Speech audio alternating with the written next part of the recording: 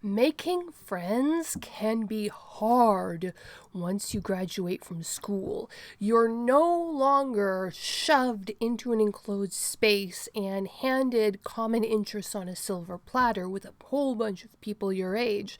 You're put into groups with people who have vastly different life experiences.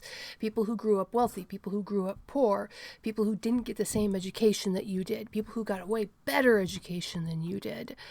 And that can be really intimidating.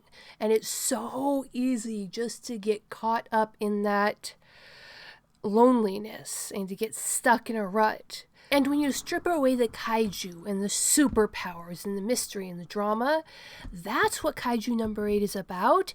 And the first episode that deals with defeating that villain, that adult loneliness epidemic that is plaguing the majority of first world countries, that is what this show is about, and that is what episode 5 is about. Hello, my wonderful viewers, and welcome to another episode of Betty Adams Overanalyzes. Today we are going to be taking a fully spoilery look at Kaiju number 8, episode 5. In this episode, you'd think it was just a filler episode, a connective tissue episode, but it's not. This episode addresses the core villain of the story.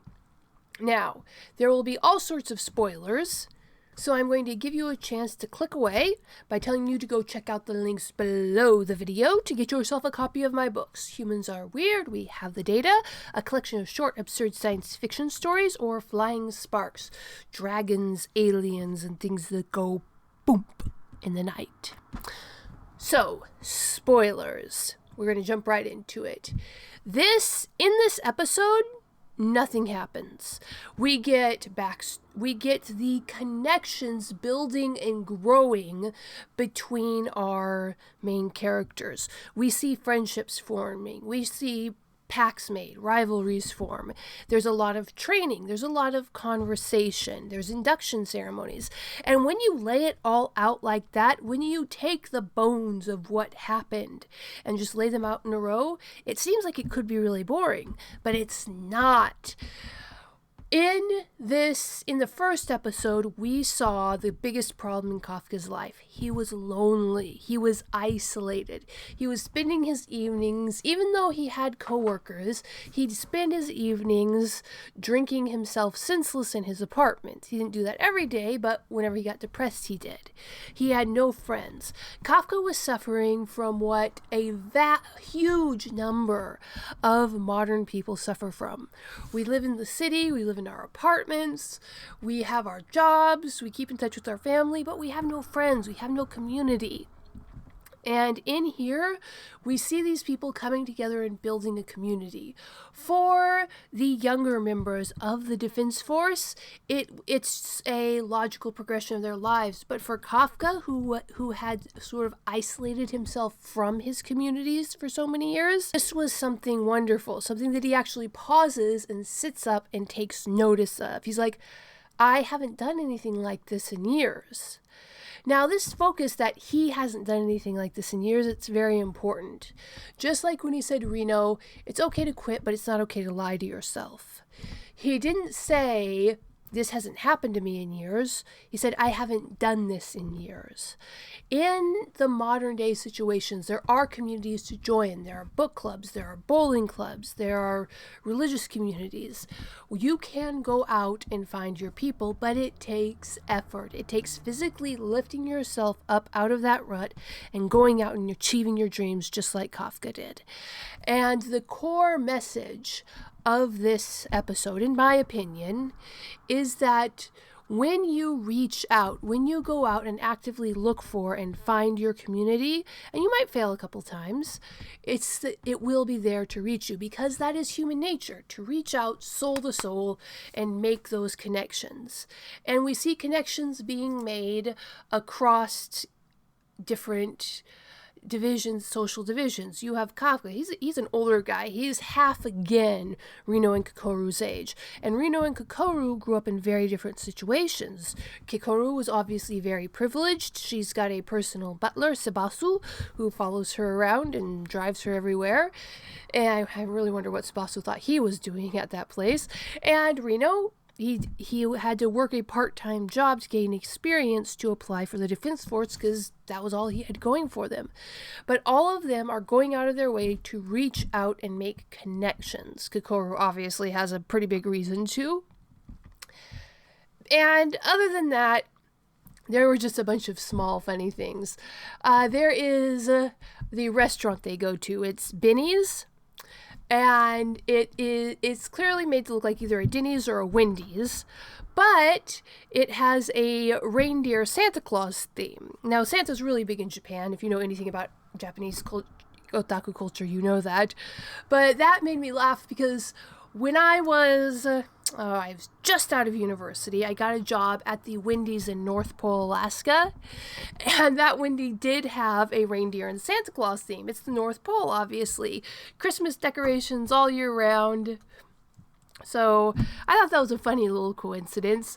That does look like it's more styled after Denny's, but the color scheme is more Wendy's, and there was the Santa Claus reindeer connection. You get to see this funny little interaction, which when you focus on it is actually nerve-wracking, because you have Bako, Mina's tiger, that's clearly been trained to hunt kaiju, teaks on to Kafka. The recruits are, doing their exercises, and Kafka is just walking along, and the tiger spins around and starts focusing on him suddenly as they cross paths. Kafka freaks out, and Rino freaks out, of course. But just behind them, the girls are coming along, and they see a chance to interact with a giant kitty. And they interject themselves in there and start petting Baku, and Baku's like, you know what? All right, this guy clearly has the approval of my master, and I'm getting attention. So Kafka's reputation, his place in the Defense Force, was saved because the girls in his unit could not help stopping to pet the kitty. It reminds me of the rule in life: when you see a cat in the street, stop to pet it. Those girls know what they're doing. And of course, we get the information about why Vice Captain Hoshina spoke up for Kafka. That Vice Captain Hoshina did notice the fact that Kafka's vital signs disappeared for just a second when Kaiju number 8 appeared. Now, he thinks that's just, he said, most likely just coincidence, but he wants to keep Kafka close. So, Vice Captain Hoshina is already suspicious of Kafka. He doesn't know quite what he's suspicious of, though, because a human turning into a kaiju? Nah, never happened, couldn't happen. What's he thinking? But worth looking into. We get the establishment of the 4 main rivalries. Kokoru with, everybody. Rino and Aiharu, and a army guy and a rich boy. Then we have, of course, the rivalry between Kafka and Vice Captain Hoshina, which is symbolized by that pair of keys, that set of keys, or that single key that Vice Captain Hoshina tosses down on the table. So, this is kind of a chaotic review because it was kind of a chaotic episode. There was a lot of little bits shoved in there. It was a training montage. It was a all-hands assembly and a speech. And again, when you list out what happened in this episode, it sounds profoundly boring. But the animators added enough connective tissue with the training scenes and the music. Don't underestimate the power of a good soundtrack. That they wove it all together as a coherent whole. And hats off to the animation team. This was the very first episode where I 100% forgave the weird, smooth character designs. They're so different from the manga because the storytelling was just so good. Matsumoto lucked out that his story wound up in the hands of these animators. They know how to take the material that the mangaka gave them and make a good animated story story out of it, because anime and manga, two very different mediums for telling a story. These animators know how to flesh out the bones of the manga into a fully fledged living creature. But what do you think, my wonderful viewers? Have you forgiven the character designs yet? What do you think I pegged the point of this episode, and therefore of the series? Is the big bad of the series going to be adult loneliness all along? But what do you think, my wonderful viewers? Hit that like and subscribe button, and peace out.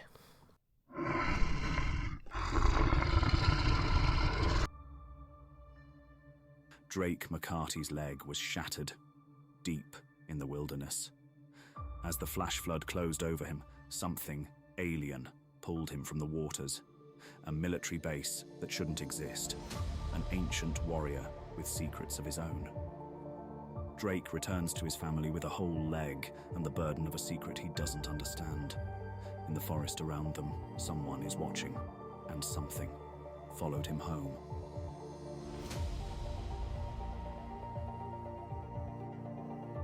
Flying Sparks. 90,000 words of science fantasy adventure. The first novel in the Dying Embers universe is now available on Amazon, Barnes & Noble, Kobo by Rakuten, Google Play Books, and from the author as a signed copy. Get your copy now and step into a world where dragons walk the forest, aliens lurk on the mountain, and things go boomp in the night.